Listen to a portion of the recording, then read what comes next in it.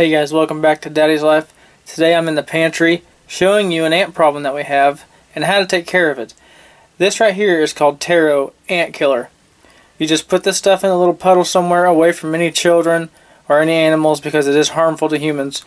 You need to put it in a little puddle somewhere where the ants are in that general area so they can find it. And once some of them find it, they all find it. And they actually take it back to their colony somehow, and it ends up killing the whole colony of ants. So just a real helpful tip right there if you have an ant problem in your house.